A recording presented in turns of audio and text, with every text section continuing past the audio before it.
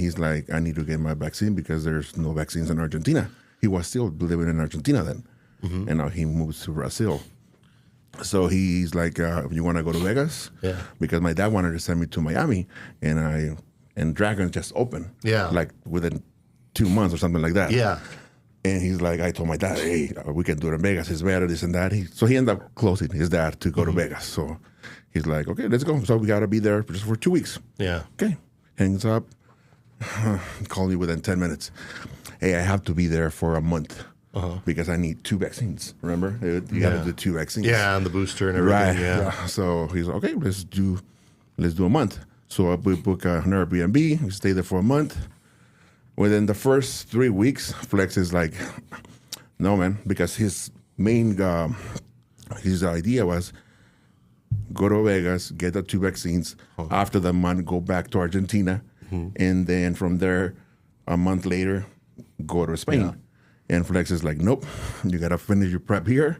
So we end up staying 2 months. So he's like, hey, can we rebook the Airbnb? So I ended up calling. And he's like, yeah. So we ended up staying almost about 10 weeks. I was going to say, you guys were there for a while. Yeah. I remember seeing you guys there every day training. Yeah, it was 10. That's when he was closing the gym at noon. Remember? I remember he had close to train because they were cleaning the gym and all that. So he could train. I remember that. Yeah. Everyone used to get mad. Sean Rogan was still there. Laura Lee. Yeah. Jay once in a while was in there. So Sean was still there too. Who? Sean, yeah. She was still there. Yeah. And Milos once in a while. So that's when I saw that, because my main goal was to, I was training with Charles for almost 10 years. And he's like, I want you to come to LA and be my assistant. All right. So that was a month before Francisco called me. Yeah. So after those 2 months here in Vegas, I started looking at everything that was happening. He was about to open his gym. Yeah. That was the in powerhouse. July. Right. It wasn't even open yet. So I started seeing that. Milos just moved over here. I mean, Jay was already here. Yeah. And it started to just grow. Right. It started to grow. And I started looking at this like, no way. LA, it's going to be, it was pretty much dead. Yeah, the Mecca. Unfortunately, you were there for a long time. I remember seeing you there too, like years and years ago. I started training there 2014. Yeah, I think it was 2016 I saw you in there. I saw you training in there when I went to visit one time. I was like, man, that guy's huge. Yeah, I was training with, I started training with Pedro Barron. And, but my goal always was to train with Charles. Yeah. So that was my own, because I didn't know and have no connections with Charles. And the only way to get there was Pedro, because he's from Mexico. So I go, I gotta get in there somehow. So that was my way in. And after that, it was so easy to talk to Charles. Yeah. But I thought it was impossible to talk to him. He's like, right up here. You can just wait for him outside and talk to him. He's so approachable. So that's how I started, and that was 2014. Yeah. I was there. The Mecca's so dead now. There's no one there. Like it's all just tourists. Like no one's like, there's no like big names there anymore. No, I'm pretty sure a few pros still train there. I remember who it is. I think the problem is it's so hard to get there. Like if you want to train there every day, it's such a pain in the ass. Yeah. Like the parking sucks. The gym is just packed. It's not the same like the vibe is not the atmosphere. same. Yeah, it's too corporate. the same vibe. Yeah, it's very corporate. Yeah. You walk in, and it's not the same vibe, the same energy. Because before, I remember when I would drive 2 hours to get there. Yeah, everyone did. Right. I was and then the first year and a half, I was still living in Tijuana, in Mexico. So I would go across the border. Holy. That was at least 2 hours across the border, and then drive to LA. And then 2015. Yeah, so you drive through San Diego, straight down. San Clemente and all that, and take that 405. Dude, that is a drive. Oh take my that God. 405, yeah. It's a 3.5 hours. Yeah. So after 2015, when I moved to San Diego, I was doing it at least. I would get there on the Friday, and I would stay there till Sunday morning.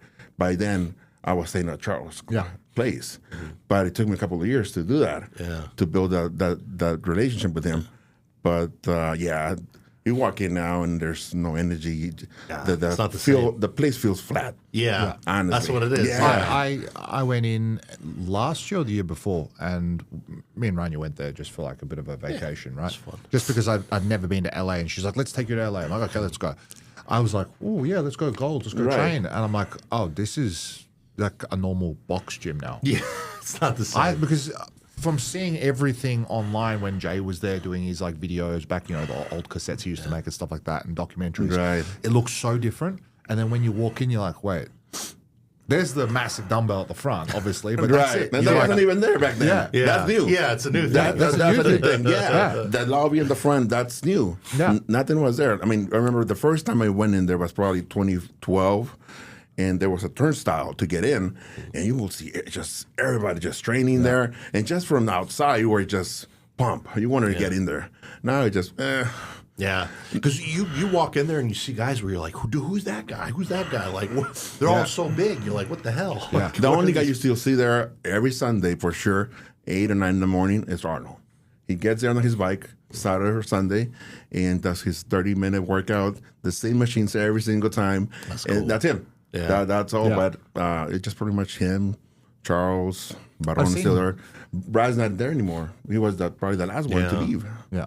I've seen Damien Patrick, who's a classic physique pro trainer. He trains. Oh, and Brian's still there. Yeah. Brian. Brian. Yeah. Brian goes there back and Yeah. forth to San Diego to the he goes, gym, right? He goes to the gym where Chris is. Right. Yeah. right. Yeah, I've seen- seen them train together. Yeah, I've seen Chris Cormier. so many times at the gym in San Diego with Yeah. I think Brian. he moved to he's in San Diego, right? I believe so. Yeah, Chris is. Yeah. Yeah.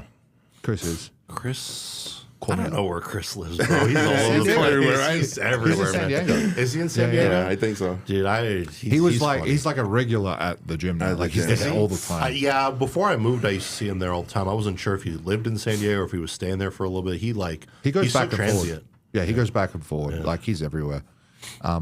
Let's start with like how you got into bodybuilding. Yeah, tell me about your background. Yeah, because okay. I know who you are, but We know what you do now. Yeah, we know what you do now, but let's, I started training. We'll get into what he does now. The thing later. is, I was born in San Diego, but I was raised in Tijuana, Tijuana, Mexico, because back then my parents, they owned their business in Mexico. My So parents. did you guys have dual citizenship? Yes. So you just go back and forth? I will Yeah. go back and forward, commute. But my dad had his own big produce company. My mother has their own restaurant in Mexico. Oh, cool. So I was born in Chula Vista. That's not even 10 minutes across the border. Yeah. Right. That's down I've south. seen the border, like, because we had to drive out that way, and I'm like, wait, what? What is that? That's the Yeah, border? it's You right go there. across the border, Yeah. San Isidro, the first little town, and then Chula Vista, and then San Diego. That's where I'm from too. I lived in Claremont, Serra Okay. Mesa, That's a little more Pacific north. Beach. I lived there almost all my life. I just moved here in like 2020. Okay, good. Yeah, I moved here 2023. Yeah. So about 3 years. So, but so I was raised in Tijuana. I did my elementary all the way through 7th grade in Tijuana, and but we will go to the U.S. at least once or twice a week with my mom to buy some of her products for her restaurant and stuff like that. But then 8th grade, that's when I started going to basically still junior high. But I will still commute every single day back and forth. What high school did you go to in San Diego? Southwest. Southwest? Nice. Southwest. Yeah, I know Southwest. We used to play them all the time. closest one to the border, yeah, of course. Yeah, I went to Claremont. Okay. Yeah. Okay. And of course, everybody. I mean, all my friends. They were doing the same thing. Yeah. They were living in Tijuana and going to the Truck U.S. and walking over. commute every single day with a trolley, walk around, and take the public transportation That's every a hell of a single trip, man. Yeah, that was every day. And even though once I graduated from high school, I still work because I work at Valley Total Fitness over there in Chula Vista, and pretty much all the way till 2015 when I decided to basically just move to San Diego because I got tired of the border. Yeah. All the border waits after. And it's random because sometimes it's quick and sometimes you're like, oh my God, Yeah, like, what is sometimes going it's on? 5 hours. Yeah. After 9/11. Yeah, that too. everything They're changed. so they really From tightened up 45 everything. minutes to an hour wait, it went to 4 or 5 hours. Yeah. It's crazy. Yeah, so I was just done. And so I started training in San Diego. I started training in Tijuana, basically, 97? That's when I started training. And but still working in Bally's, not as a trainer, though. I was doing sales. Oh, nice. Yeah, I wanted to be a trainer, but Sales makes more money. that's basically what that sales guys closed me on. Yeah. Because I wanted to be a trainer, and they had no spots for trainers, and they said, the only spot we have for you right now is the lockers. You want to clean the lockers for 2 weeks, and then as soon as something opens, we'll get you into training. Okay.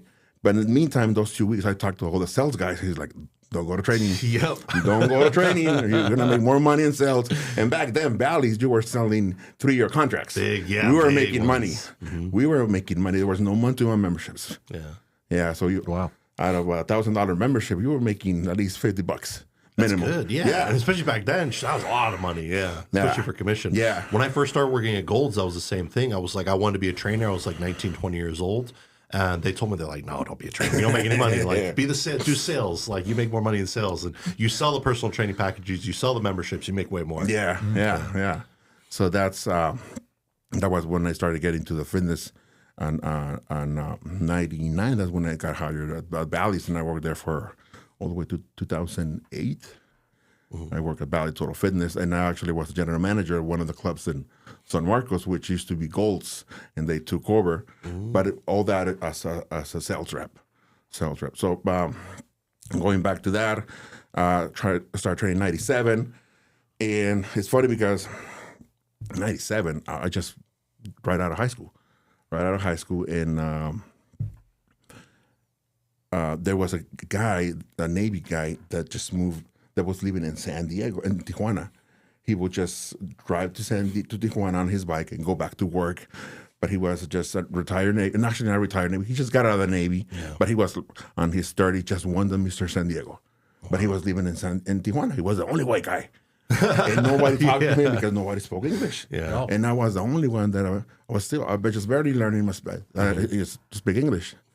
So somehow I connect with him, and he's the one that brought me up. He taught you how to get started, how to start training. We trained for about 1.5 years or 2 years, and then that's when he moved. He moved back east, and it's funny because I remember the last day we started. One day he's like, I'm going to move back east. Tomorrow's going to be my last day. If you want to sit down and talk about something, and before I leave, I can help you. And of course, I go that day. Yes, I talked to him, and I told him, hey, and I'm sure you get this a lot of you too. I go, what's the big secret? Yeah. Tell me your secret. Tell me your secret. I'm still looking. And he's like, okay.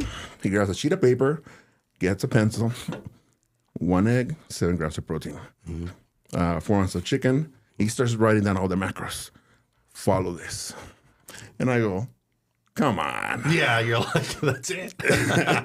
But if you think about it, that's it. Literally, that's it. That's it, right? Like, it's so important. And if you don't have those basics down, nothing else matters. None of the other stuff matters. You got to have the diet. You got to have the training. That's the foundation of everything. And he told me, just follow that, Pedro. I wish somebody has told me this when I first started.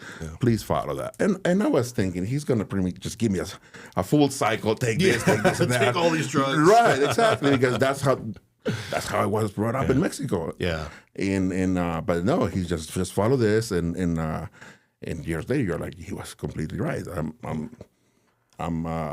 I should have just follow it. Yeah. But I was like, nah, come on, he just bullshitted me. The diet's so important, man. I mean, you kind of know how to diet when you first start because you're like, I need to eat protein and I need to eat more calories, but like you don't understand like the nuances of it. What foods digest best? We need to get micronutrients in. You need to get a certain amount of fat, certain amount of carbs, certain amount of protein. Everything works differently for everybody too.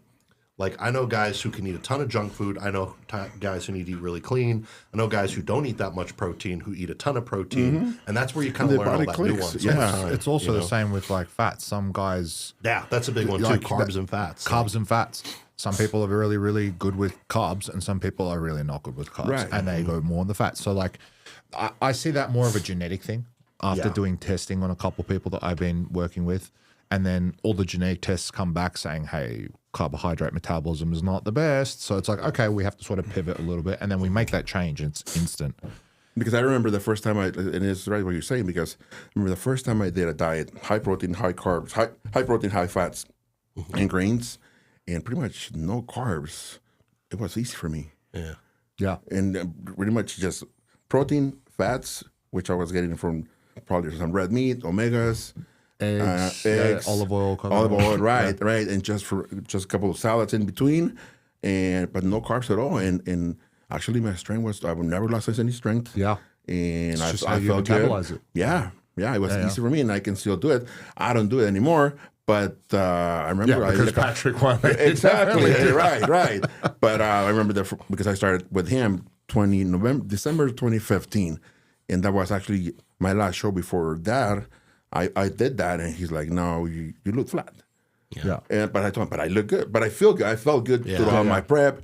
I mean, of course, the last week or two, I mean, you're depleted. Yeah, exactly. But he's like, no, let's change the approach, and I'm glad now that we've done that. Yeah. Mm-hmm. I see that too. Like, I'll have athletes that start with me, and they'll pick my brain, and they'll say, "Hey, man, look, I know I respond better to like protein and not that much carbs. I feel much better eating fats." I'm like, okay, but we're not training to be inefficient in bodybuilding, right?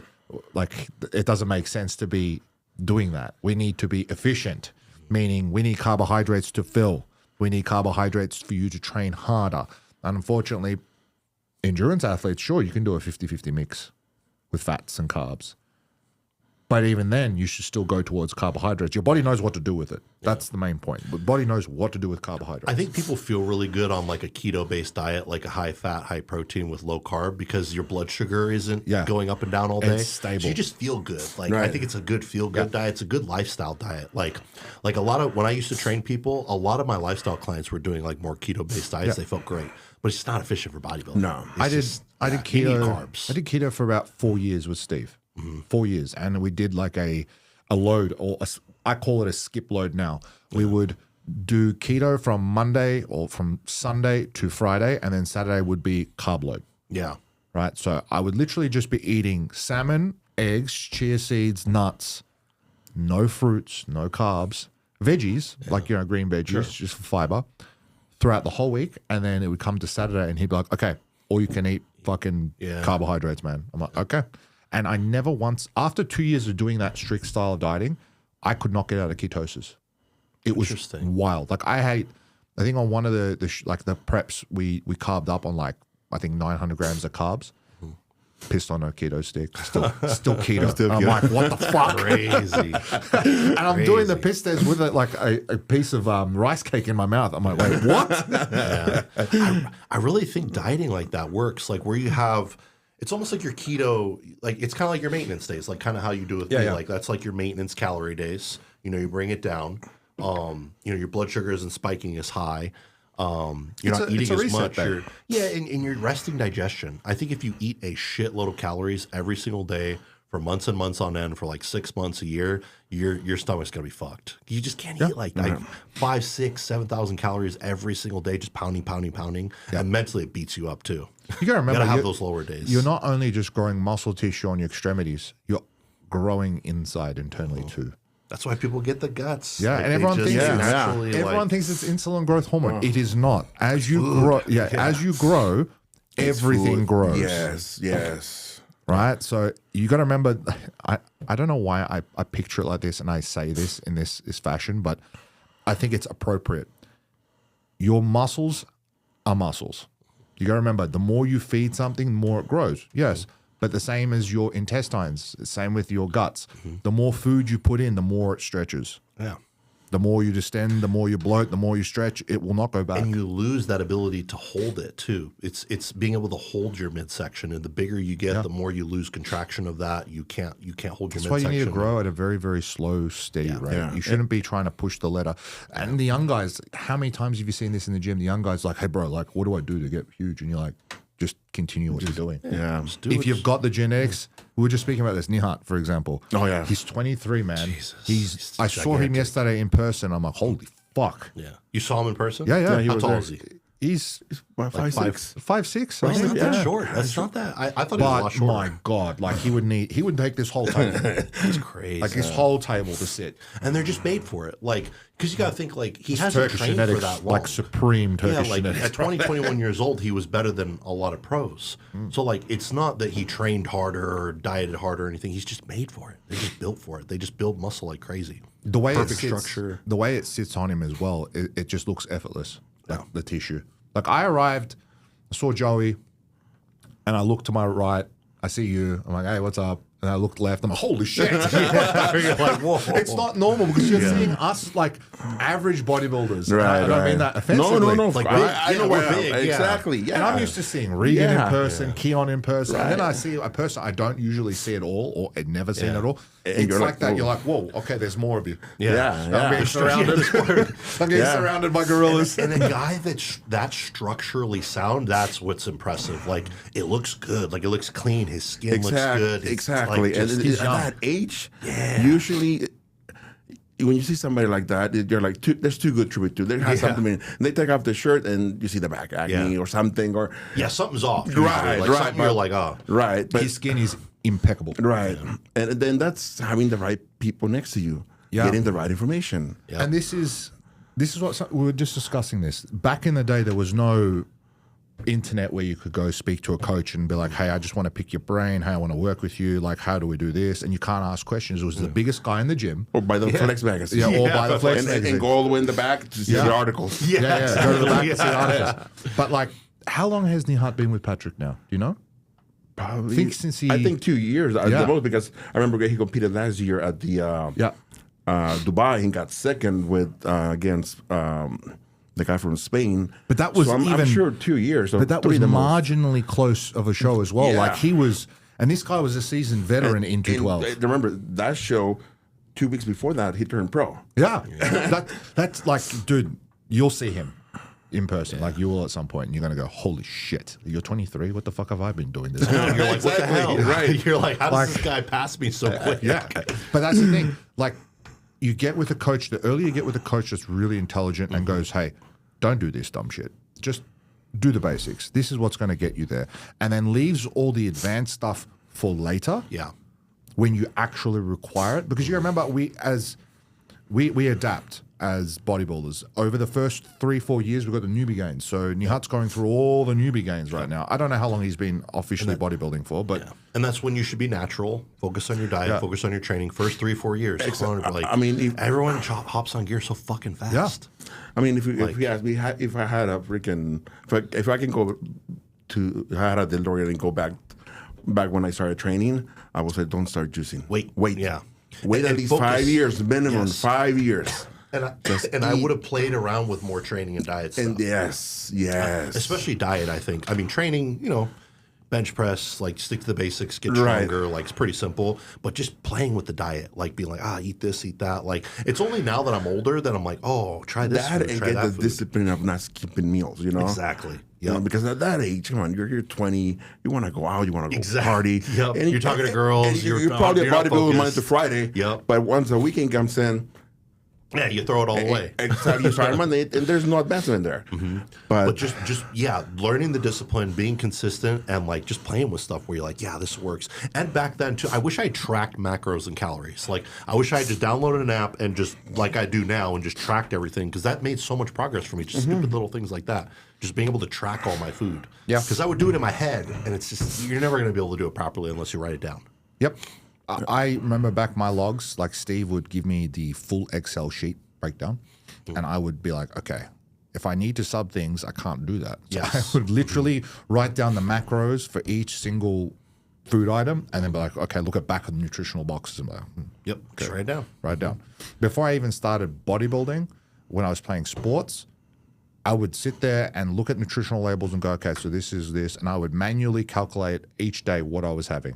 By the end of the day, I'd be like, oh shit, I was over by 200. But like, I didn't But you know know. about apps. Yeah. I didn't know anything about like Chronometer or MyFitnessPal. I just showed you MyFitnessPal's like premium functions where I know, like it's pretty cool. protein, fats, and carbs, and you're like, oh, right, yeah, okay. See, it's just automatically that way you can see what you're doing, and it's very important to see what you're doing. Like, I have guys that can't even figure out the basics on, and they're big guys. I'm like, how did you get this far without understanding the principles? Right. Like, With not counting things. not counting like, shit. Like some people just eat and they know they're like a fist size protein and 2 fist I could size never- carbs. I'm like, I no, would never be able to do it. Like what the hell? Like I Fuck gotta no. have things like exact. If I'm eating 300 grams of protein a day, I'm gonna get around there. I'm either gonna be like 290 to like 320. I'm gonna be as spot on as I can. You know who's a mathematical genius? Rania. Really? Like I have a diet printed out on the fridge and it's a screenshot of the chronometer days. So like She's on like a carb rotation, training day, medium day, like low day. And she'll look at her plan and go brrr in her head and then be like, okay, I need to have 50 grams of this instead of that. I'm like, holy shit. I'm sitting there going, crazy. Like, I got to do the math. Yeah. Like, I'm on chronometer going, okay, so that's got 20 grams of protein, that's got 21 grams, but then the calories are 10 calories over. She's like, just negligible, take 2 grams off. I'm like, what the fuck? Yeah. Like, it's insane. Yeah. But just thinking of bodybuilding, like if I had learned back then that like more isn't better, it just takes time. Like just going, okay, I'm going to get as far as I can naturally. I'm gonna max out my diet and training. All right, I'm gonna start on 300 milligrams of testosterone. I'm gonna take that for 6 months. I'm gonna max that out. Then I'm gonna maybe add one more thing in, or maybe I'll bump my dose by like 100 milligrams. Like just slowly like work your way up. Right. Because I think I got to the point where I was taking so much shit. Because did you ever know Boston Lloyd? No. He's do you know who he is? No. He's Boston Lloyd. He was The most experimental man on this planet. Just one of the most honest but crazy bodybuilders. Like would do cycles of like 10 grams plus, like just crazy shit. But he was a really good friend of mine. Okay. So I grew up with that.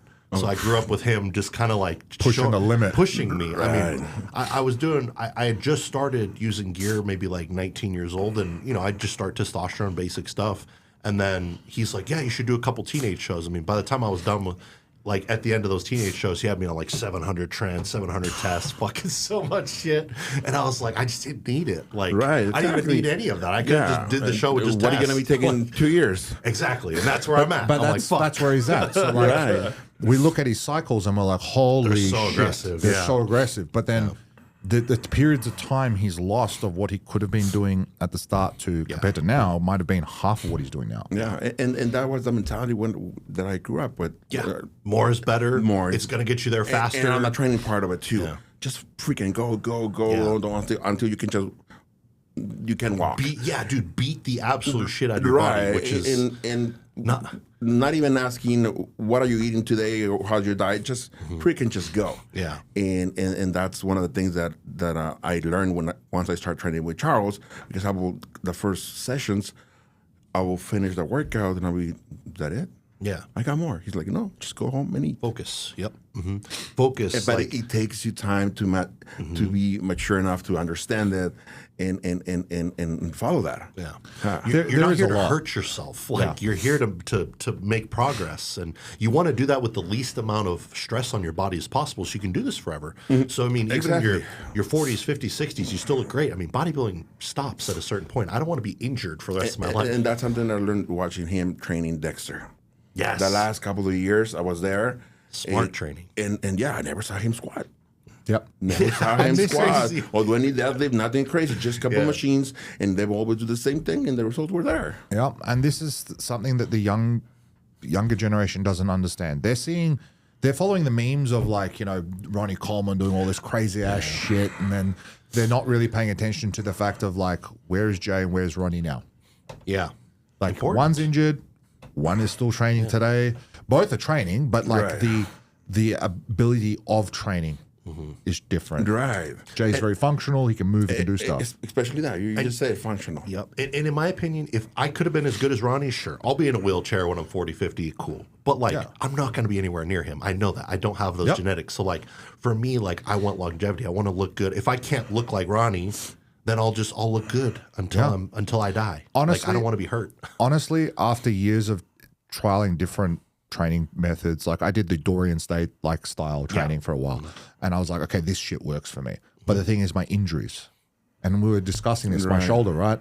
The injuries are just, they pile on too quick. And it's just a matter of time, right? Yeah, it's a matter of time until I tear something again or pop something again. But I've noticed now it's a lot easier for me to go to the gym, enjoy my session, and not worry, really track a bit like crazy every single intricate detail. Don't track every single thing. Yep. Track the movements that are the compound movements. Yep. That's all I'm tracking. Yep. Get a little stronger there, get an extra rep. Yep. Slow down the rep. Whatever it is, you're making some progress on those important compound lifts. And then everything else, you're just trying to, you're getting the stimulation. That you Yeah. And for me, so I go by feel. Yeah. need. Yeah. Yeah. Because you've trained for so long. How long have you trained for? 20, 30 years? Like, you know your body at this point. Like, you know how close to failure you need to push, or if you need to go to failure, whatever it is.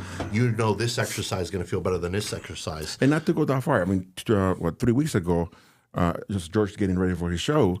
So I'm just following his program. And the first 3 weeks, we're doing legs, full leg on one day. And the last time I did that was probably 5 years ago. Yeah. So the first session we did, it was on a Saturday. We did quads, hamstrings, and glutes. And it got to the point that not even halfway through our workout, I had no pump. It was gone. Yeah. And I go, shit, we still have to do hamstrings and glutes? Yeah. And I talked to him, you know what, there's no way we could do this. I mean, I'm 47, he's 56. And George looks fucking phenomenal for his age. Yeah. And so we had to go back to split it. One day quads and calves, and a couple days later hamstrings and glutes, because it was just too much. Yeah. It was just too much. And if you want to hit it right. And too, the nice thing is mentally, when you go into the gym, you're like, all right, I'm going to focus on my quads. I'm going to give it everything I have, then I'm out. And also, and like I say, on your head. I mean, if you're doing a full leg workout, you're already having your head. So you're like, okay, I'm doing 8 movements, whatever. You're walking in anxious. You're like, oh, you're shit. like, oh, fuck, I got 3 more. Come on, like, you don't want that. You don't want that mentality. You're pacing yourself the whole time. Right. You don't want that. Then if you're doing just 4 movements, you're looking forward to every single movement. Yeah, because you're like, I got this much. Because you know how you're going to feel on the next movement. Yeah. And you know how you're going to feel at the end of the workout. Yep. I'm experimentally playing with this new workout split that potentially could be put in for you, obviously, because I always play around with shit like this. And I'm trying to figure out the recoverability about doing like a 10-day split. I know that sounds Dude, fucking... I've done that before. I've done a split where it was literally like, about 10 days where I broke up body parts into very, very tiny, like... And this is the pro split, right? The pro split is chest on its own, shoulders on its own, back on its own, lats on its own. Then it's like, it's basic as shit. You're training one muscle group every single day. That's it. This 10-day split is you're rotating different movements for those different... It's still the same, very similar split. Like, you're still doing push, pull, legs, but the rotation is different of movements. So like each movement you do on that day. On that day is a completely different style of movement. And then we have obviously, and I learned this from Dom, like Dom and I discussed this in depth. Training does not need to be progressing on every single lift. No.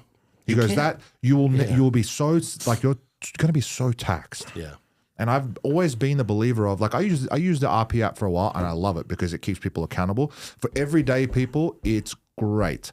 For some top professionals, it's great. But when I've just seen Regan just completely fucking morph from doing this, I went... Regan trains like this. Very cool. I was like, holy fuck. Yeah. Yeah, he's made a lot of progress. And I've seen Regan for, I think, honestly, almost every single day we've been at New Tech, right? Like, and I came in when Chancey and Ivan were like, come in. I'm like, okay, I'm coming in. And I've seen him every single day since then, and I've known Regan for a little bit of time, and I'm like, fuck, how the hell is this possible? Yeah. So me and Dom spoke more and more and more and broke it down. I'm not going to give the secrets away because that's secrets, obviously. But you know 100% what, like, how to train in that fashion from Charles as well and other people. There is, I would say, training for looking like a bodybuilder, and then there is training to be a bodybuilder. Yes. And I think that's not distinguished clearly in our industry. Like, all the magazines, all the content, all the social media is pumping out. Yeah, to train like a bodybuilder. To train like a bodybuilder, not to be a bodybuilder. Yeah. It's different. And I'm sure, does Patrick do your training or does Charles do your training? You know? Charles. Yeah. Charles. So I'm sure Charles, obviously I can't speak for him. He's a genius when it comes to this. He knows things that people don't. He probably can assess you and look at you and go, okay, what are you doing? What have you been doing when you first started with him? And he went, you're missing this. You're not paying attention to these cues, blah, blah, blah, blah. And we did a session together and you're like, hey, you're not doing this like this. I want you to do it like this. Instant. Yeah. It's very, very interesting to see people at the top level make sense of looking at someone's program and going, this is wrong. Yeah. Like, this is wrong. And it's just experience over time. You just, like, you can't even explain it. You just know. It's like Chris Aceto.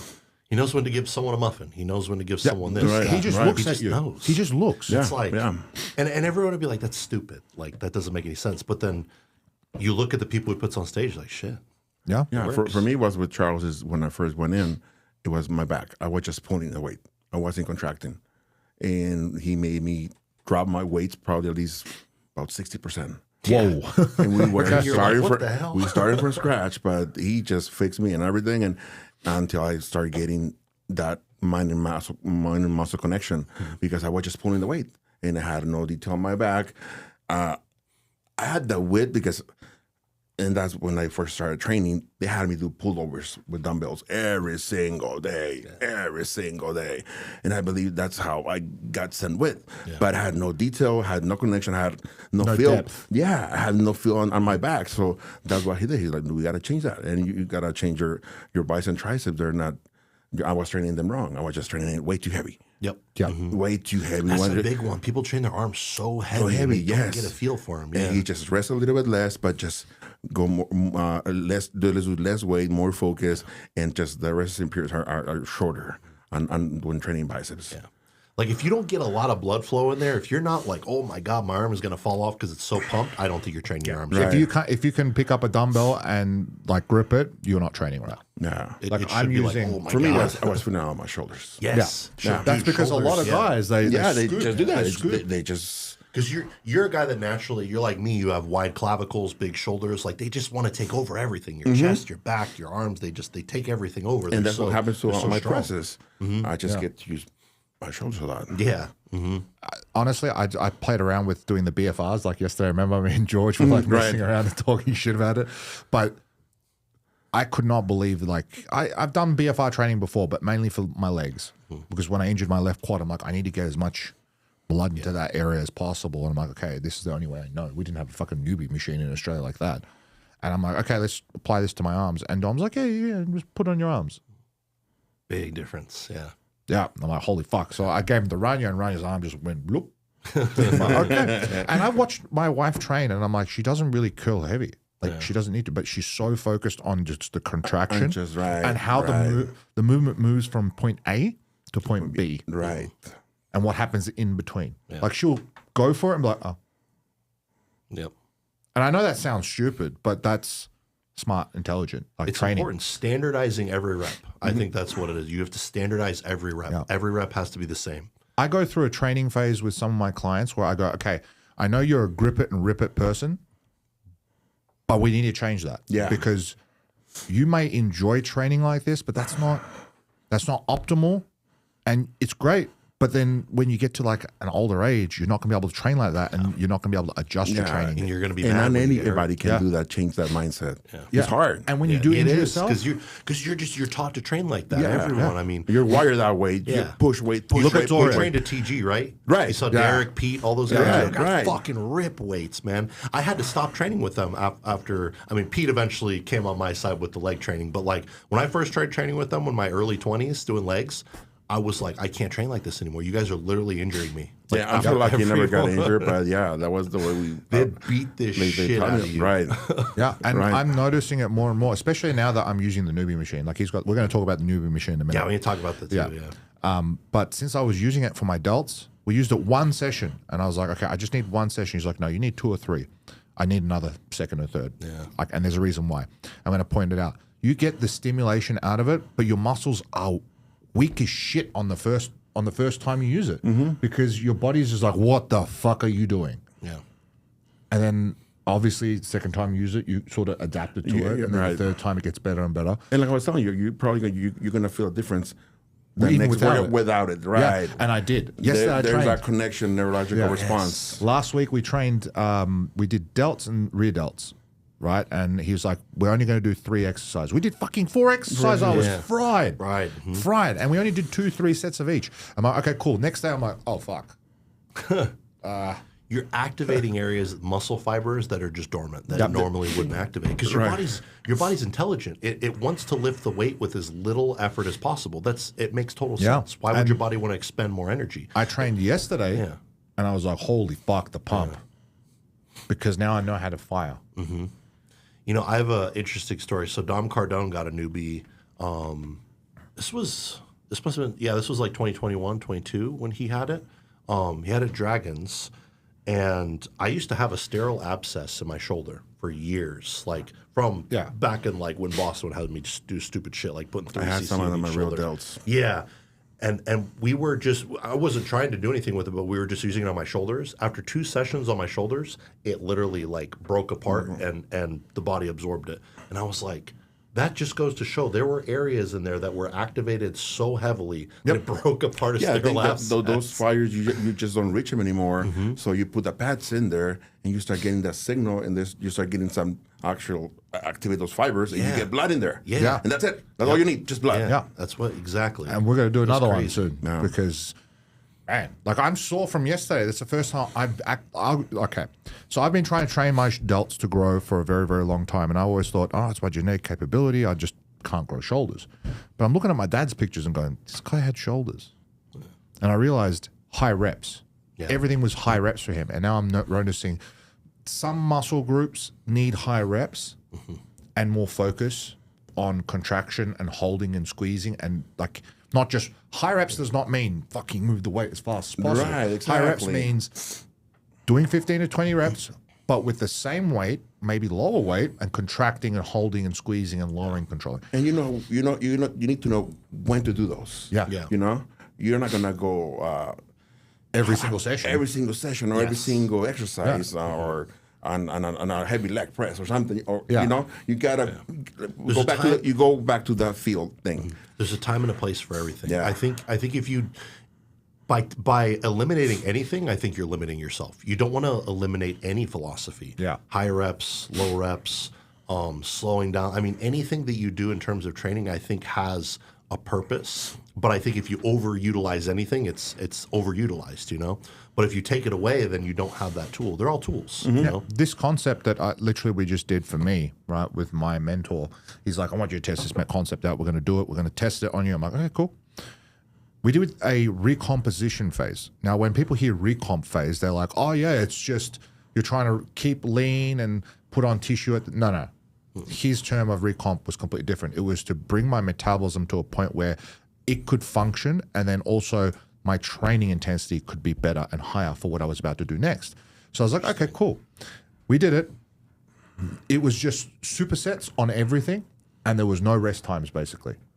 There was minimal rest, 15, 20 seconds between exercises, just until you can go basically change the weight or move to the next station or where you need to work. Bang, bang, bang. I'm in the gym, 30 minutes tops, out. I'm wrecked. Cardiovascular system is wrecked. Then we moved from that recomp phase after about 3 weeks. This is all on TRT to the actual lean growth phase.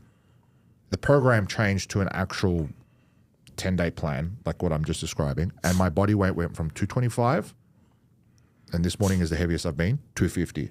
Wow. In a matter of, I think it's about a month and a half, 2 months. And I'm like, hey, man, I don't know. I think I'm getting fat. And he goes, you're not getting fat. Yeah. Have you seen what's happening to your back, your legs? And we put pictures side by side of like my real lat spread. And I was like, holy fuck. Okay. Yeah. My problem is the same as you. I can't connect to the upper back. Like I can row, I can move. I can row like 140 kilo, barbell rows. Easy. But I don't connect to it. And he goes, okay, you need to pull all the way back. Mm-hmm. And he goes, I don't care how much food we're putting in. We're not even putting that much food. I'm eating like 3,400 a day. Yeah, that's nothing, right? You're eating fucking double what I am eating. Me and Rania are eating the same food at the moment, which is crazy. But I learned that, okay, you don't need to be intense in the gym to burn, to make use of all that food. Like, you just don't need to be crazy intense. Yeah, you need to focus.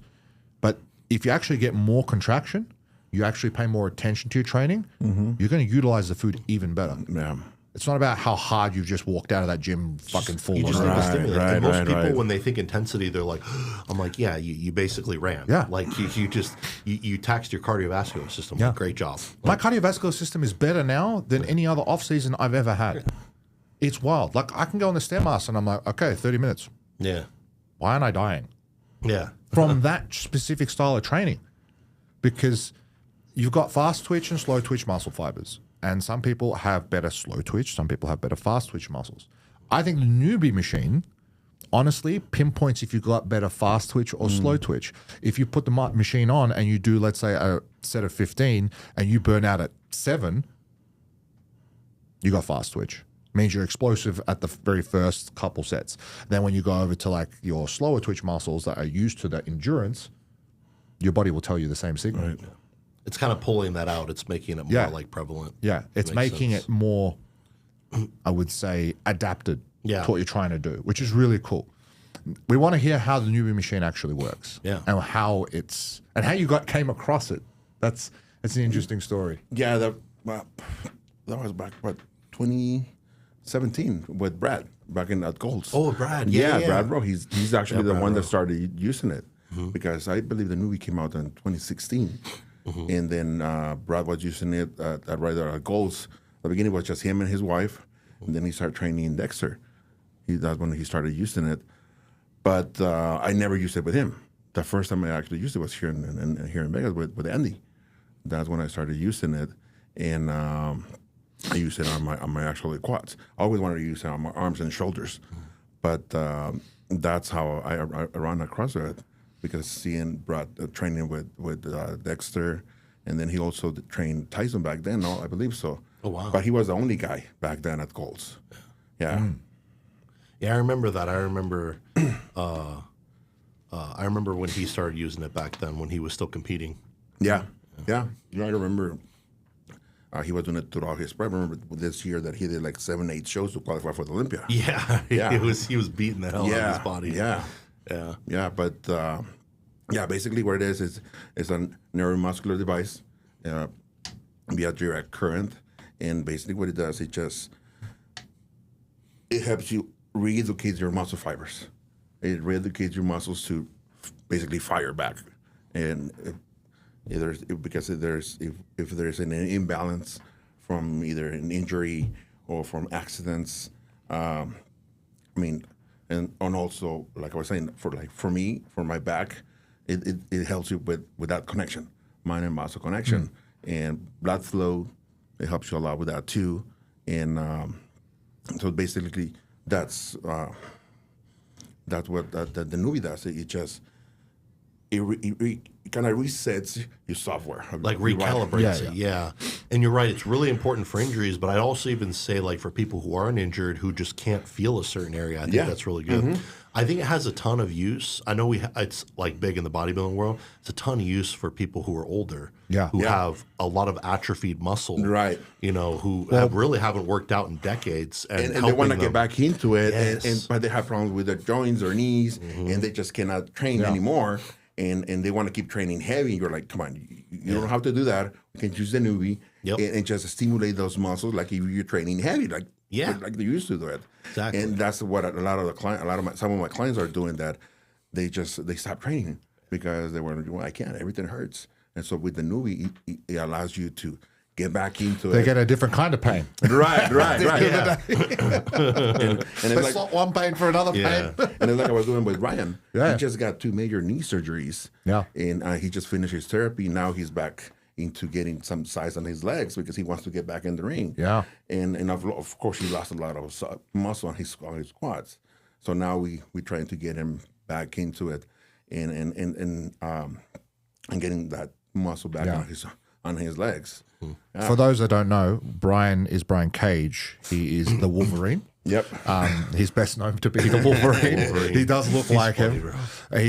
I love Brian. He is a very determined human being. Yeah. Like such a sweet guy. He's a good dude. So determined. Like he had both his knees done at the same time. And the next 2 days later, I see him in Torture Gym. Yeah, it's time too. And I'm like, what the fuck are you doing, dude? And he goes, training. I'm like, what are you training? He goes, upper body. And he is with 2 casts on, a brace and a cast on, legs fucking flat out like this. And he's in the incline press machine, pressing 3 plates aside. I'm like, holy shit. He's crazy, man. I met him back in 2013. He did the Fresno Classic when I was a kid. I won the teenage. He won the open, like, overall. I think he did. Yeah, I think he competed there. And I remember looking at him like, holy shit, that guy's gigantic. And that was before he got into wrestling. Yeah. That was when he was just a bodybuilder. It was crazy seeing him go from like bodybuilding to wrestling, and he kept all that muscle too. Yeah. Like he's like one of the biggest wrestlers I've ever seen. He trains hard, man. Yeah, I've seen him. He trains really hard. Yeah. He doesn't leave anything. I was on the impressed with on our first session, and I was, hey, relax. You got to go a little bit slower. I gotta protect him from himself, especially. Hey man, when the Wolverine comes out, especially because he was telling me that I believe his left knee, he's having some issues, and they're probably thinking of going back in there, cleaning it back up. Yeah, so I was telling there's no need to rush your reps. Just take it easy. Yeah. Let's just step that man back. is like, probably a bad analogy, but like Forrest Gump with braces. Like he does not give a shit. He's just determined to get it done. And good on him, right? Like he's setting a really good example for one, his kids. Right. Two, for community around him that, no matter what life throws at you, it ain't going to stop. You just got to keep moving. Yeah. Right. But he's smart too. I mean, he knows where to stop because he wouldn't do anything that would put his career on the line when it comes to wrestling. Like he's very passionate about wrestling, very passionate, and like he just wants to get in the ring. And I already told him, bro, if I don't see you throw someone, I ain't happy. Yeah, he already said it. By Halloween, I want to get back in the ring and start doing some drills or something like that. Whoa! And they don't train like easy. Like they have it harder than bodybuilders. Like they beat each other to hell, man. Like people think it's fake. Yeah. It's not. They actually are jumping on top of, like, they actually hit each other. Yeah. Like, and they fuck up all the time too, like where they accidentally like really clock someone. I never met a wrestler that has no injuries. They're all beat up. Yeah. So how can you say that's fake? Yeah. I told Rania to get into wrestling. I'm like, you should get into this. Like, you'd be a great performer in that, and you're very functional. You're flexible. You can keep going. I can see her doing that, man. It's like a performance. Actually, it's now like, you said, yeah. Like she can do a lot of drills that I'm like, I can't do that. Yeah. Like my flexibility, there's no way in hell I can do that. And she'd be good for it too. Like she has the face for it, she has the body for it. Like shit, you make way more money in that than you would bodybuilding. Yeah, WWE if you're watching this. But I can definitely see her doing that. Yeah. Like I think there was auditions at one point, and I'm like, we should go do that. Like, let's go. Like, you can do it in Tampa, right? Something like that. Yeah. You got to go down to Tampa and go to the headquarters, apply the application, and they set up an interview thing. And Eric Konevsky wanted to do that for a long time. He took classes forever. But yeah, that's you know who tried to get me into that was Ed Connors. You? Yeah, I was like, I'm too short. First off, and all those guys are like 6'3" plus. And I like my couch and Ben and Jerry's. Ed Connors was like talking to me. This was like years ago. He met me, or I met him at a gym with Derek. Derek Lunsford after he won the USA's. Derek would have been really good at that. Yeah, he might would have been. He's like, man, you should do wrestling. You have to look for it. And I was like, I want to bodybuild. I don't really want to wrestle. He's like, no, like, look, like, I think he helped Brian at some point too, he said. And like, he showed me a bunch of pictures of people. And I was like, no, I don't think I want to do that.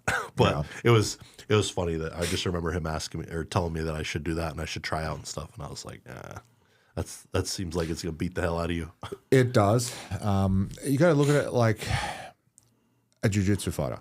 Yeah. MMA. You are literally doing the same drills, just not punching someone in the head. But it's just choreographed. It's choreographed, but the thing is, shit can go wrong. And you have to be able to improvise like an actor. And then at the same time, your cardio skills have to be intense. Yeah. And these guys, I'm going to be honest, some of these guys don't look like they're in the best shape, but they are. Yeah, to that. Yeah, they have to fit into look at fighters. A lot of them look like skinny fat, and they're like, those are the most in shape. Right, exactly. Yeah. And then you get like one just genetic freak, like Adesanya. Yeah. And you look at him and you're like, holy shit. Like how, I'd be shit scared to fight you in the ring, bro, even at my size. Yeah. Obviously, he's a professional fighter. Like, you're going to be shit scared of him, but yeah. So where are you at the moment with your prep now? When do you start prep for your next show? And which show are you doing? The goal is to do, Pittsburgh in August, which is the day after the North Americans, which I believe it's called the Masters Championships. I believe so. Yeah. That's the name of the show. And so basically what I told Patrick, because, I mean, since I got my pro car last November in Anaheim, I told him, you know what, I want to approach this offseason like never done it before. I want to go into my off season like I'm prep mode. Yeah. The same mentality. That's how you should do it. That's the way to do it. That's how you make the best progress. And I noticed this is a big difference because back then we were bodybuilders for 16 weeks. Yeah. That's it. Yeah. After that, you will keep it 60%. Yeah. Get a little fat. Yeah. Right. Definitely. Yeah. Yeah. It makes a difference because you notice too when you start your prep, you're already lean, you're already hard, and you go into your prep and you're like, shit, I'm 8 weeks out and I look better than I did last year. And then you keep getting harder and harder because I know that's what he's teaching me.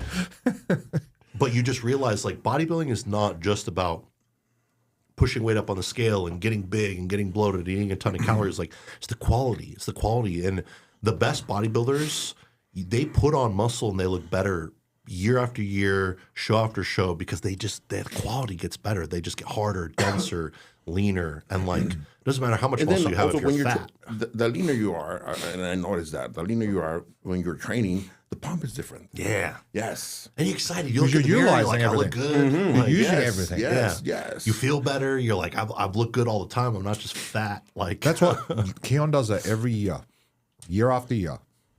He ends his off season like it's a prep. Yeah. And he's with Patrick too. And I can't remember seeing the last time he had a meal off plan. Yeah. No, then maybe his anniversary. Yeah. But like still. Yeah. Because he realizes how important it is. Yeah, and it makes it so easier. Because I'm a 235, 233, and I've never been this heavy looking this lean. If I want to do a show, I'm probably 6 weeks out. Yeah. 6 to 8 weeks out. Yeah. And I know I'm not gonna kill myself. I'm probably gonna be doing probably 15, 20 minutes of cardio. Yeah. And the diet's I'm just gonna be on cruise control. Of course, I'm probably gonna push it the last couple of weeks. Sure. But it's just having that mindset on the off season, that not skipping any meals and not having any bad workouts. It happens once in a while. I mean, but it's important you keep that mindset, and then you don't think like, oh, I have to push myself so hard, and then by the time you get to 8 weeks out, you're pushing yourself so hard because you were so fat in the off season. And then the drugs, you take less. Yes, less drugs. You're gonna be taking less, and your training sucks when you push like that because you're eating so little food. Now your training sucks. Now you lose muscle because you're not training hard. You're gonna lose muscle no matter what. Okay, so if we rewind, right? The problem is in a lot of people's cases is they think they're doing the off season the right way. They think. But when you really get approached and your coach tells you, hey, look at your routine, look at your meal timing, look at your structure, look at how you're doing everything else, does it line up in this fashion? And the athlete goes, no. You go, well, that's why you're not like this. That's why you don't look the part. It's not just, I would say, the food selection. It's about how your life revolves around bodybuilding. Yeah. Everything else is important. This is something that I think I've touched on with a couple of my athletes. You want to be here, but you're thinking like you're here. You need to think of, do I bring my meals to the social event or do I cave at that social event and eat whatever the fuck they're eating? Yeah. I'm taking sorry. a step further. If you're that dedicated, you just don't go. Yeah. Your friends are bodybuilders. Like you integrate your entire life into bodybuilding. Like, you know, we all hang out, we bring our food. It's not in a weird prep, thing. Like, honestly, it's not weird. I think me and Rania went out 3 times in her prep. Yeah. Like between the shows. And if you came over to my house and you brought your food, I wouldn't think anything of it. Yeah, right. Like that's what you need. You need to be around the people that are supportive of your goal. They won't even think anything. That was the reason why I moved to Vegas. Yeah. Because back in what was it, 2023, 22, I pretty much I'm done. I'm not gonna compete anymore. I gave up. I'm not gonna get my pro card anymore because I know it was the fact that the circle I had around in San Diego. And I was like, I had nobody else to look up to. Probably once a week when I would go to Goals, but I'll come back and it goes back to normal. And I go, I gotta change my environment. Yeah. You can't be with a bunch of half-assers. And once I moved to LA, Vegas, I mean, the mindset, you start noticing, you start seeing what we see every day on YouTube. Yeah. Fuck. And what you see at New Tech is just, man. And I always love to be, and that's what I always loved to when I was going to Golds. I was the biggest guy in my gym, and I hated that. You don't want to, no, because now you're like, where do I go? Like, who do I go to for advice? I'm the guy everybody comes to. And I loved when I used to go to Golds because I knew was the small. I was the one at the bottom. I was, and I will go back home pumped. because I knew it wasn't anything. And double pumping, not here. You feel it every day. Yeah. And that, at least that's what it works for me. Yeah, that push my buttons to keep going. I walk in a new tech, even Dragons. Like you still get people that go to Dragons that are average people, but they train heavy. They've got the same intensity as any of these other bodybuilders. But you go to new tech, and you see what walks around. You're like, fuck. Yeah.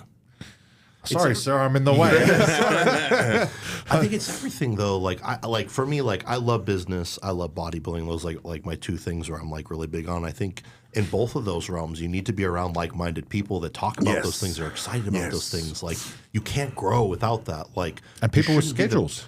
You say again? People with schedules. Yeah. They understand scheduling is very important. Like the way we have this scheduled, we have a schedule on a certain time. If we need to move it, okay, where can we fit it in both our schedules? Okay, this is okay time for both of us, we can do it there. I have no close friends that can just drop what they're doing and like come do like everyone has like a life. Like they have the whole structure, what they got to do. They've got their business, they've got their training. Well, this is the thing. This is our life. Yeah. Bodybuilding is our life. Everything. And when you have people that understand that, you can go, okay, I can't see you for the next 2 weeks, but I'll see you when I can and we'll chat.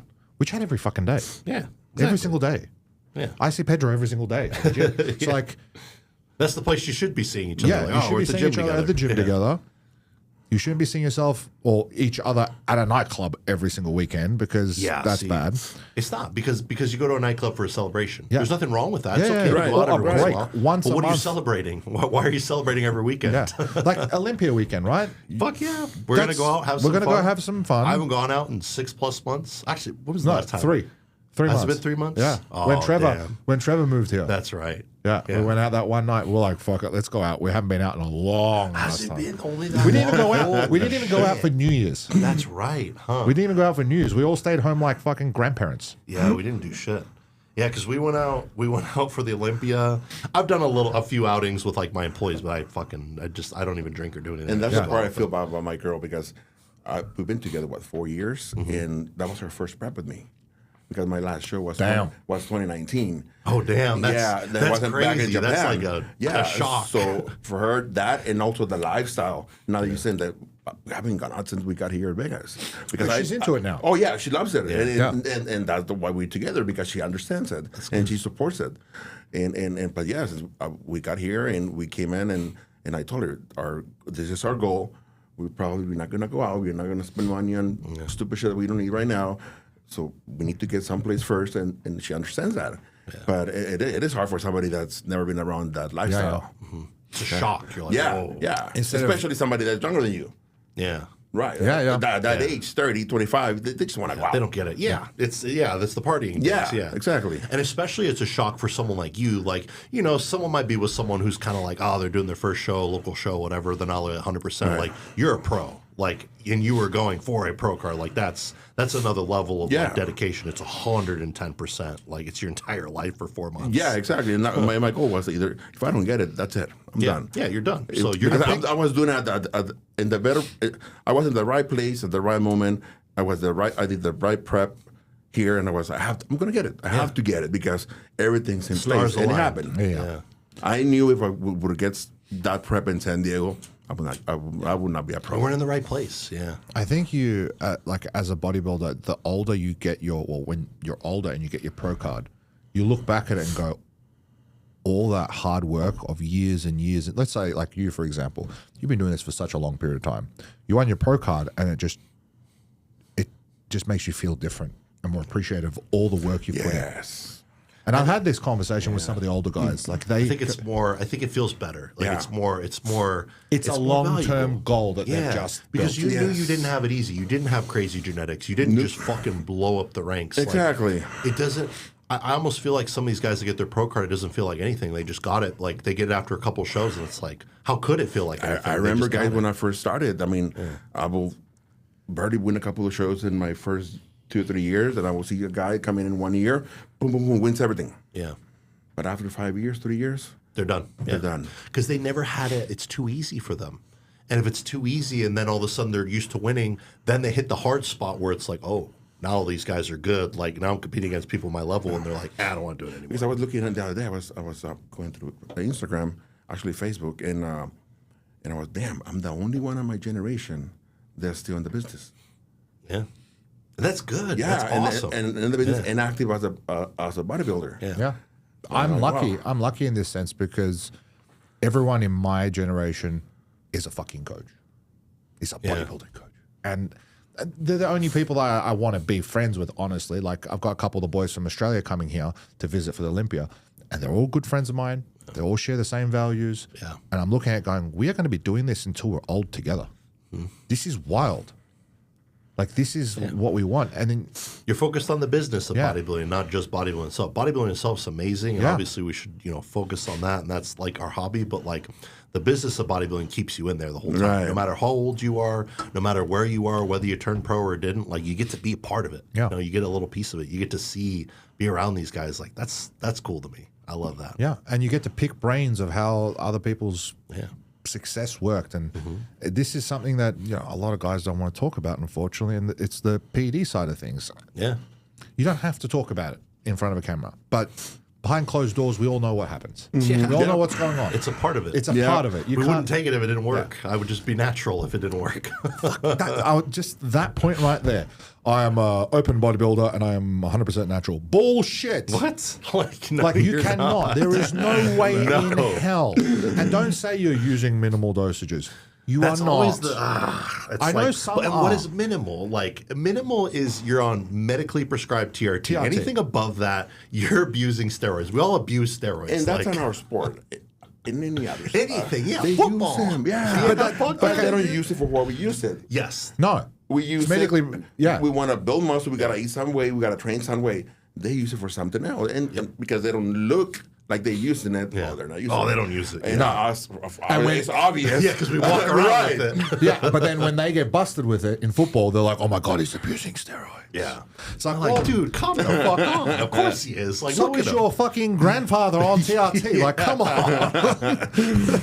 Like, it's just a part of today's nature. Yeah, like a pro football player probably isn't using Tren, but he might be using testosterone, EPO, like Anadrol. Sure, yeah, strength, and they just want it for recovery or something like that. Yeah, they don't really want to get that massive physique. I had an athlete the other day ask me, "Hey, if I took BPC TB 500, would I not be classified as natural?" Why do you care? Wait, what's the purpose of using it? Yeah. I've got like really bad achy joints. Like my knees are starting to hurt a lot. Mind you, they're 45. I'm like, do you really give a shit about your natural card? Yeah. You're not natural. Like, what? Are you competing in Natural Federation? No. Then what the fuck are you doing, man? Go take the BPC and TB. Like, societal ego thing. Like, oh, I lost my natty card. Who gives a fuck? I literally make yourself better. Like, these are there for a reason. It's the same with the health supplement. I had an athlete sign coaching with me just recently, and he goes, "I'll take all the drugs, but I will not take the health supplements. I don't believe in it." And I went, "What the fuck? Here's your refund. Piss off. Like, you are. I am not that person. You know who used to say that? That was Boston. Boston was like, he's like, I don't think health supplements work. I think they're bullshit. He would never take any. And we see how that fucking God rest his soul, but this fucking guy dumbass. This guy argued with me. He's like, "Why are you giving me the refund?" I'm like, "Because I'm not working with you." "But why? I'll take everything else." I'm like, that's the point. Like, the point here is you don't want to look after your health to get to a certain level of like in this sport. I need you to take citrus bergamot. I need you to take your fish oils. I need you to take your nattokinase. I need you to take, man, with your hematocrit, you're going to be taking a baby aspirin every day, and that's not even the fix to that. Like, you need to get off all your shit. But like, it's a waste of money. What? You're willing to spend thousands on PEDs, but like, you're not willing to spend... Rolex he's wearing on his fucking wrist. That's even worse. Yeah, man, no worries. It's also like, so you want to be a bodybuilder, you know this is longevity, right? Like, how long do you want to do this for? The longer you can do this for, the bigger you get. So you could abuse shit for 5 years, have health problems, be done, or you could do it for 20 years and be significantly bigger. What? Like, it doesn't make sense. It's a no-brainer. Take your fucking health supplements. It's like, just basic stuff. Yes, it's going to cost you $200, $300 a month. But also, you know what else costs you money? Lab work. Do it. Everything. Bodybuilding's expensive. Like, it's not a... You got to really cut down on costs. And this is where you need to look at the love of the sport. This is what I think anyway. If you love partying, bodybuilding is not for you. No. If you like going to the clubs, wasting money on stupid shit and drinks and being silly, bodybuilding is not for you. If you're going to do that every week, if you love sport that's like football and you like to spend money on football, okay, it's still a hobby. But when it comes down to, especially if you're a car guy and you're not rich as hell, you have no business spending money on a car. You can't do it in bodybuilding. You don't have the time. But when it comes to bodybuilding, you need to understand that this is your passion. You need to be all in or not in at all. Yeah. You can't dabble. You can be a lifestyle person just to be healthy. Like I'm sure you got clients that come to the gym, right. Just train them normally to be an average healthy person. You can do that, but don't push bodybuilding drugs or dosages. Exactly. It doesn't work. Pushing drugs to not do and to not maximize everything else. Like, what's the point? Yeah. If you're going to go on the weekends with the boys and go to, I would say the pub. In Australia, we call it the bar. We call it the pub. And you're going to have a pub meal, which are chicken schnitzel or a parma and chips. We call fries chips in Australia. Fish and chips. Chips and chips are the same thing. So like packet of Lay's chips and hot chips is the same fucking thing in Australia. I don't know. I would be like, what? But if you're going to do that, bodybuilding is not for you. No. After a competition, you got that one night to go have something to eat. Get back to work. Yeah. When it's like guys will abuse drugs just to have like just to look good for social media, and I'm like, why? Like you could take so little and have so little impact on your health, just a little bit, like testosterone, couple IU of growth hormone, look amazing. Why are you abusing drugs like Tren and Equipoise and Anadrol and fucking every other stupid SARM and shit? And year round. Yeah, and like all year round blasting, like max dose. Yep. And I'm like, dude, I did my wedding prep on 200 milligrams of test, 150 milligrams of Primo, and that's it. Yeah, you just you needed enough. I got peeled. Yeah, just to the point where I look beach ready. I'm like, okay, cool. 10% body fat. That's still lean to a degree. Lean. And I'm like, look, I'm not going to go down to bodybuilding standards of being lean because there's no point. It's counterproductive. I want to be cognitively fucking working up here. Like I'm saying my vows, man. But like even Rania, she got lean up to the shoot that we did. We did a video shoot. We did a photo shoot, wedding shoot. After that, I was like, okay, back to bodybuilding. Yep. I used it as a phase. Yeah. To go into my next phase. And then I found out like I can't do certain things. So I was like, okay, I need to back off because of this. But dude, you don't need to push. You know what people keep trying to tell me? You don't need cardio to lose body fat. What are you going to do? I mean, what are you going to do? Just stick yourself even more with food? You don't have to, but it's like, why wouldn't you? Yeah. The better your cardiovascular system is, right? Yeah. The more muscle you can carry. Yeah.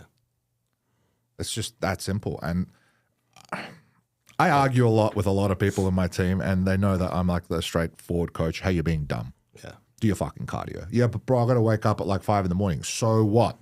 Yeah. I need you to picture it like this. If you don't go to work, you don't get paid. Right. Right? So if you don't go to work on the cardio machine, that fat ain't coming off. Yeah. Same fucking concept. It's a matter of do you want to do it or not. Yeah. You chose to do this. So and it's in the same it's in the same fashion where like people will cheat on their diet and be like, oh, I'll just do an extra 3 hours of cardio. I'm like, oh, bro, I literally... I knew a guy who would like chronically do that. Like he would eat a dozen donuts, freak out, and then do 3 hours on the Stairmaster. And I'm like, holy shit, man. He was peeled too, which was the scary thing. Yeah, yeah. I'm like, you know, that's why you stay peeled. Like, don't cheat on your diet. Like, for fuck's sake. I literally have a post. It's sitting in Canva. It is this cheat. It's called cheat meal versus free meal versus refeed. Yeah. No refeed. Like,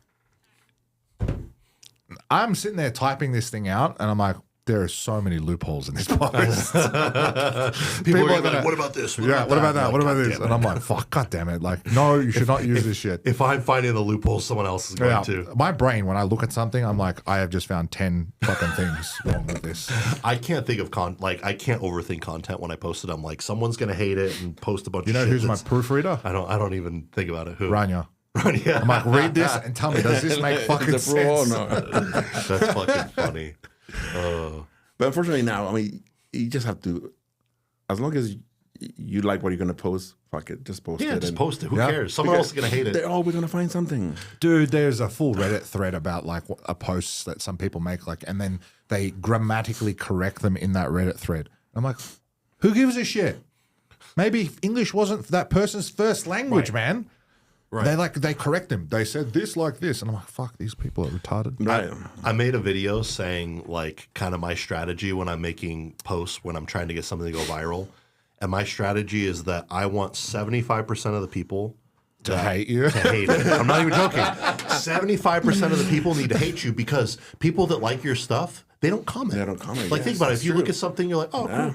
You never comment on it. Right. Like, oh, cool, my boy, great physique. Like, you're not going to comment on Right, it. Like, right. but if something you hate, you're so much more like, you're fired up, something political or whatever the fuck. You're like, oh, fuck this guy. Like, I'm he gonna, put I'm up gonna his post this. cycle with a picture of him posing. Oh my god, Dude, it's got like Everyone's like, 300,000 views. you're not now. telling him to do this. Yeah, it's I'm like, 300K. what the fuck is he doing? I just want all the haters to come out, right? He got I'm ready for it, bro. everyone coming out. You don't even look like you even trained. Bullshit. You go to that That's so person's profile. funny. It's just a fat guy sitting there with a fucking beer in his hand. You're like, I love yeah, he doesn't look like he trains at all.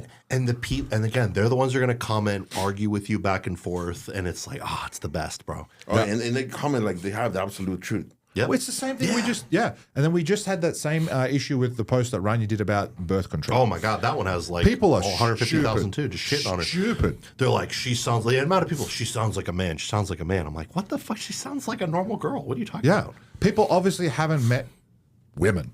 No. They're like many women in their Oh, lives. they're to definitely understand. just sitting in a cave Yeah. at home, like with their parents. Like, They're I've like, never she talked to a obviously woman takes before. hormones, blah, blah, blah.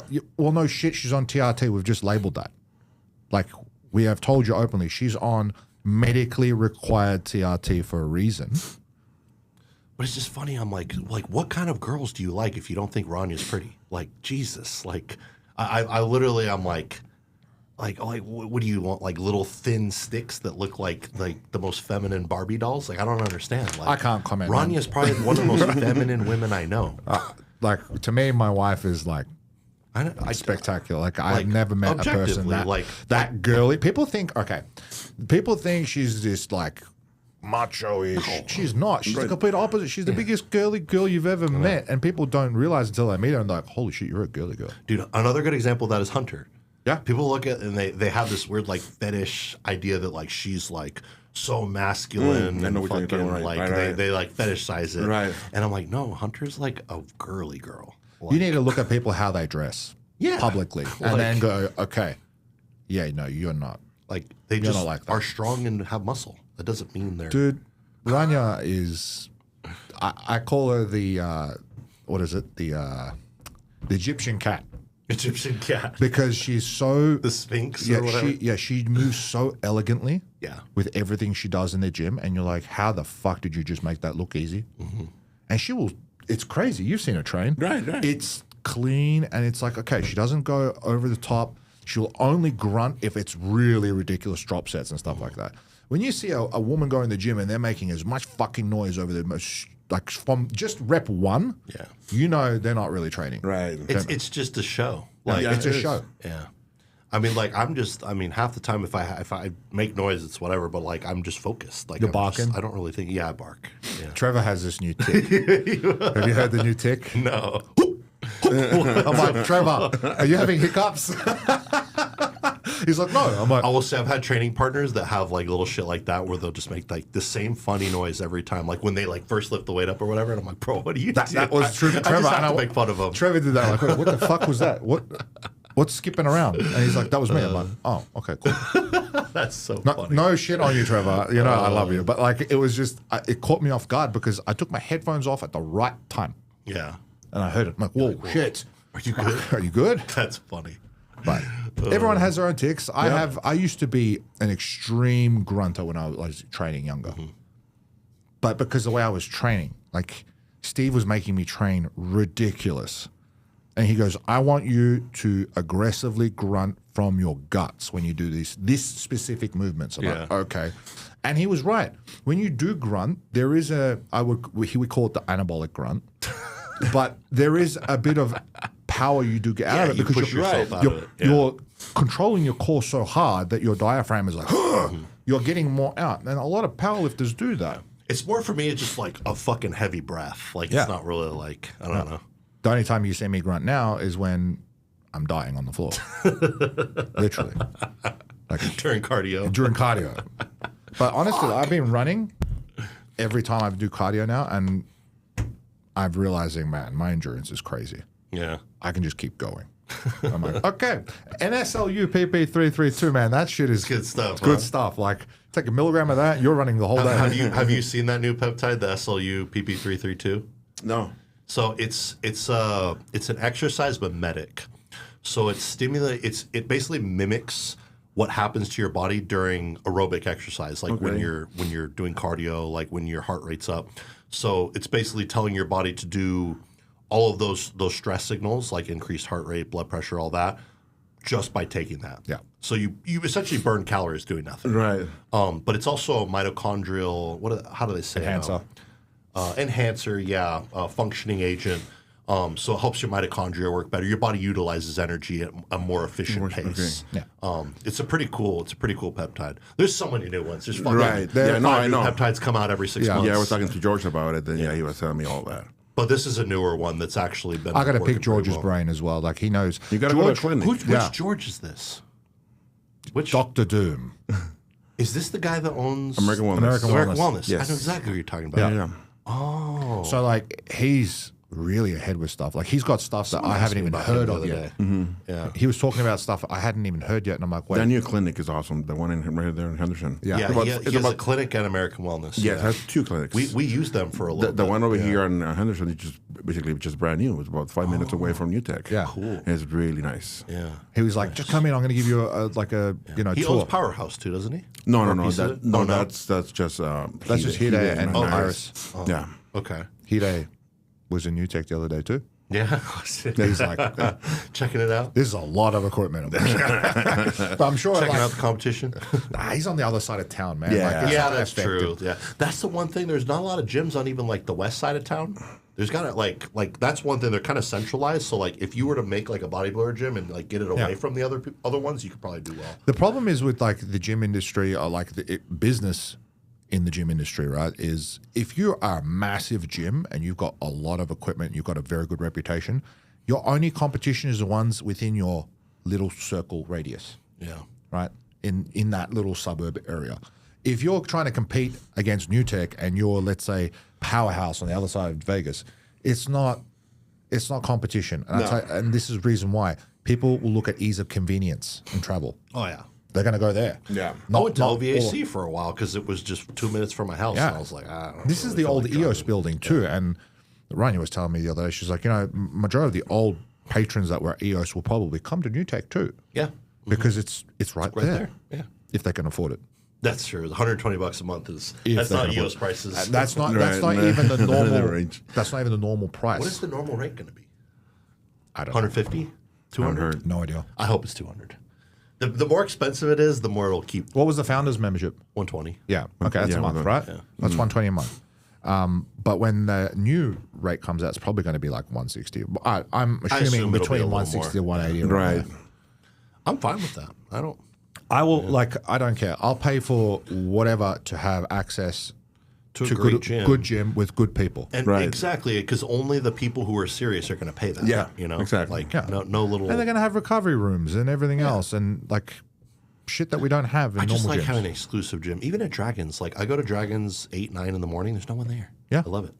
Or even if I go like 6 o'clock at night, there's no one there. It'll be interesting to see where the busy times are for New Tech when it's actually open, like officially open. And it's different here in Vegas, the peak times on gyms. Yeah. Than if you go to San Diego. Bodybuilders all train between It's certain not times. during because no one has normal jobs. Exactly. Yeah. San Diego, you know that from 7 in the morning to 11, it's packed. And then 4 to like 7, like normal, Yes. like when people get off work.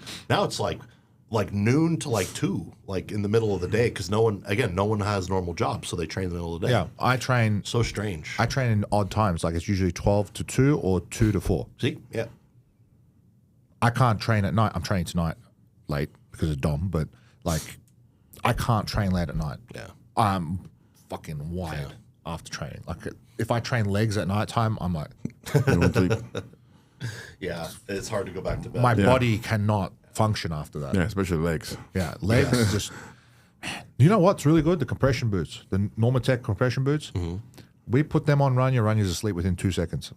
Like Relax. straight out. I'm like, whoa, okay. I know. I've seen Nick Walker use those too. How does he fit his legs in them? Regan and I were just I don't discussing know how this. he walks. We were just discussing this. Regan's like, bro, how do they fit your legs? I'm like, well, I have no fucking legs. So compared to Regan, right? And he's like, bro, they don't fit. I'm like, how the fuck does Nick put them on? Yeah.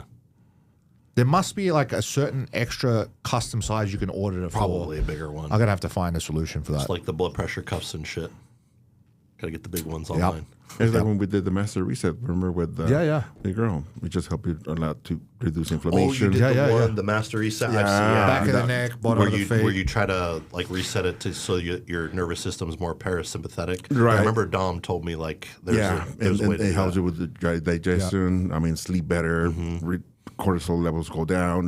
Body inflammation. It's the best to do that on a rest day. You've gotten body work. Yes. You've relaxed. Towards the end of the day, get it done. Yeah.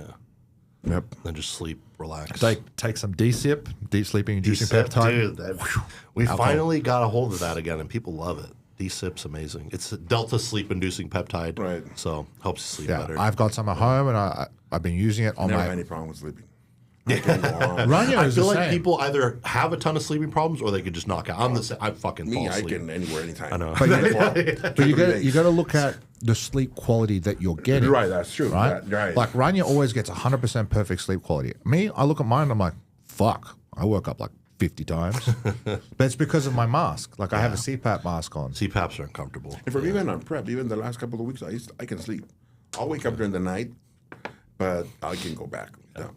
I think I have to get the incline pillow. Yeah. Like to be like semi-incline at like 25 degrees because when you're like on your back like this and your CPAP's here, if you lift your neck, your throat It closes. feels like you're like suffocating. Yeah. Like I have to sleep on my side. I So would the sleep on the mask, side, yeah. I have to because the mask needs to be propped.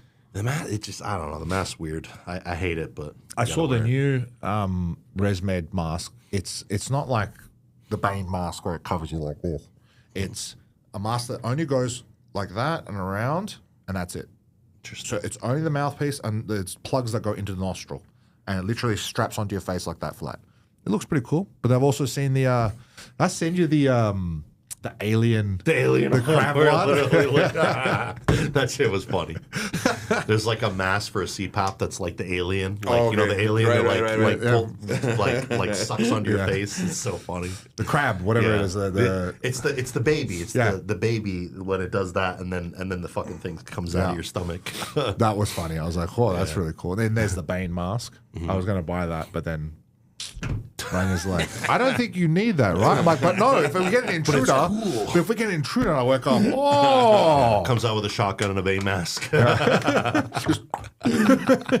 oh, I live in the dark. And you have the fucking accent. I was going to say that. Right. You merely adopted it. I think the dark is your ally. Can you imagine hearing that and Yeah, seeing a in the guy middle with of a the night? fucking shotgun and a Bane mask with his fucking accent, and you're like breaking into his house? Or even the alien mask. like, fuck, like this guy's literally been waiting for me. Like he wants to kill me. Yeah. Like I'm not getting out of I'm here alive. That's funny. I was telling Rania, like, we had the cameras at both doors, and when we first moved in, there was people that were like peeking in because obviously it was just a new remodeled home. Sure. Like, can you imagine if I just walked out there in my jocks with a Oh my mask God. on? People would be like, what the fuck? Oh, big ass tattooed Australian guy. Oh, man. I need more tattoos. I've said this a million times. I want to get this finished and I want this finished, but I'm like, do I get the hand done too? Fuck yeah. Get them all. Fuck, man. I'm like, What do you got? Someone to work for? yeah, that's true. they wouldn't hire you anyway. That's true. I'm covered in neck everywhere. But yeah, I just need to find a good parlor. Yeah, Good parlor to do it parlor. properly. What the fuck? This fucking Tattoo foreign, parlor. motherfucker. Parlor. Parlay? Tattoo You want a artist? parlay on this? I've never heard parlor. Tattoo parlor. artist. Yeah, tattoo artist. We call it a Tattoo tattoo parlor. parlor because that's the old dude. Everything in Australia is so fucking old school. Yeah. You gotta remember, we were all You do. pirates. It's like you guys talk like you're in the fucking 1850s. Yeah, that's.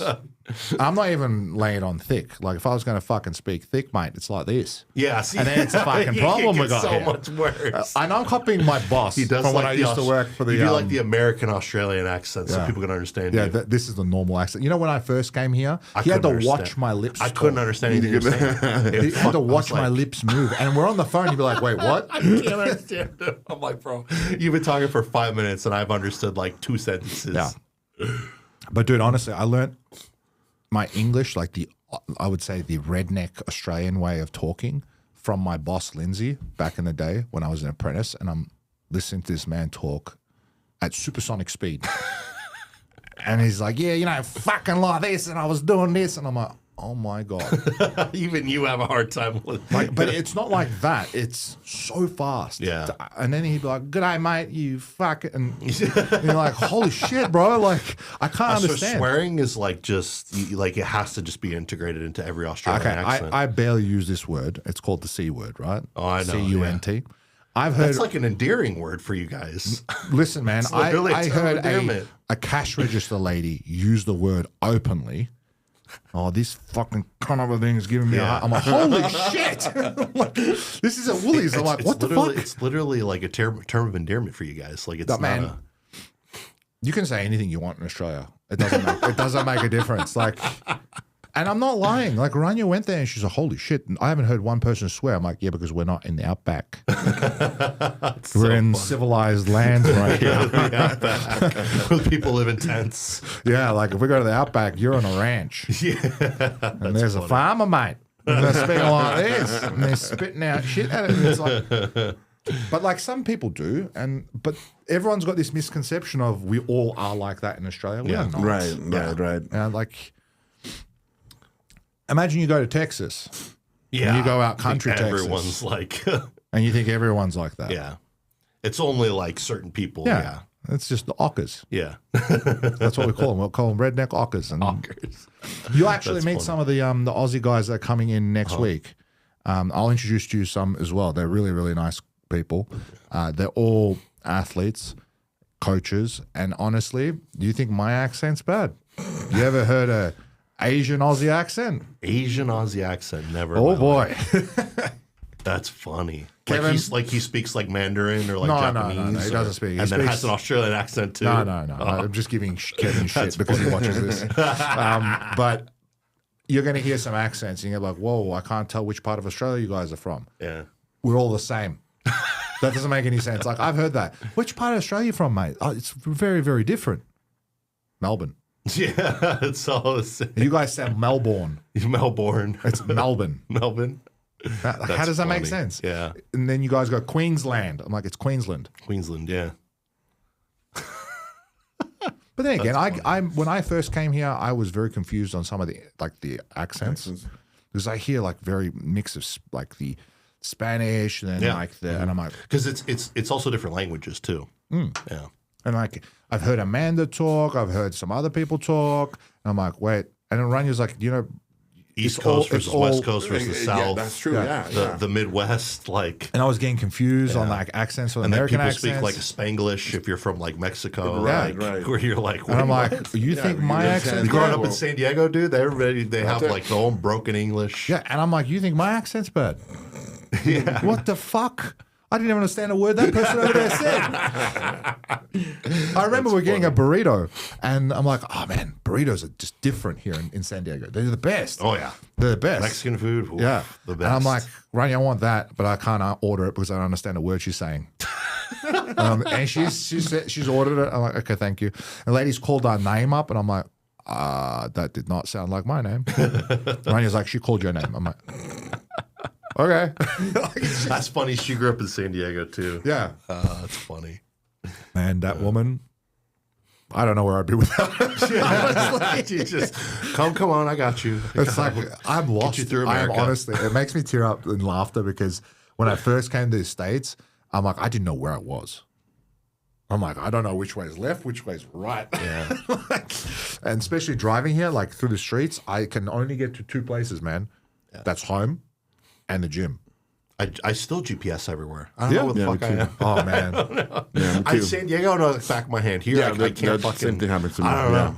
Rania I just gets never learned. shit scared when I drive. She's like, man, you are like a grandpa. Well, I am like a grandpa, man. In Australia, we drive so slow compared to everyone has Dude, no people rush. in America drive like fucking maniacs. We have no rush. Yeah. Good luck, Kevin, if you're watching this, because I know you are. He's driving from LA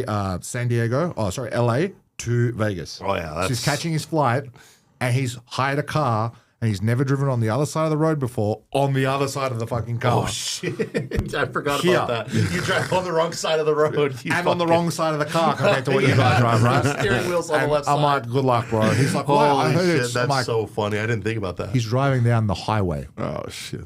that 5-hour drive from LA to here. I'm like, bro, if that's your first experience of driving, you better fucking have life insurance. Holy. Bro, on that road. Like, imagine like me getting in a car that's like on the right side, and I'm driving on the fucking left side of the road. I'd be, dude, that fucked me up so bad. That fucked Rania up. When we got to Australia, she was like, "Oh my god, no, that just go against every instinct." I'm adaptable. I'm adaptable because I'm like, okay, cool, let me drive. Yeah, just let me drive. Like I'm waiting at the light for the right lane to go across. Like I that's would a left turn. Like, that's the thing. fucking Like, weird. when you get to the traffic lights in Australia, right? You have to wait for the red light arrow to turn right to turn green. You can't just go. Yeah. It's illegal. And then on the left side, it's the same. It's the same. It's the same. You have to wait for a green arrow. Oh my God, that fucked me up so bad. So you're sitting there, you wait. Here, boys, back in Australia, listen to this. You turn on red. You turn on fucking red. You know, if it's clear, you turn. If there's traffic, wait to turn, obviously, like making sure it's safe. But if you don't turn and that light's red, that person behind you is either getting out, knocking on your window, or they're going to sit there and blast you with the horn. Yeah. Truck drivers are the worst. Oh, dude, because they got to get somewhere. Yeah, man, I've seen truckers just merge, and I'm like, I am here, you know. Yeah, they don't give a shit. And he just merges. Because they're like, you're dead. Like, I'm not dying. Like, you're in the way. That's funny. Yeah. Cool. That was good. Thanks for coming on, man. No, thanks for having me. Thank you for coming on and thanks for having me, guys. Yeah. And I really enjoyed this. Hope we can do it again. So absolutely. If anyone wants to use the newbie that's here in Vegas, we will put Pedro's Instagram into the link in the bio of the video. And he'll be working out. What are you working out of? Torture, new tech? New tech. Yeah. But new tech should be permanent. Official. Yeah. Okay. We're just waiting for, they said, the official grand opening, and we'll be there. Yeah. So, guys, if you want to give it a shot, you have issues with any training problems, please reach out. We will send you Pedro's Instagram, and you can book a session with him. Yep, 100%. I know I'm doing another one. Jason's got to do one too. I need to do one. Yeah. Yeah. Cool. All right, guys. See you next week. Thank you, guys.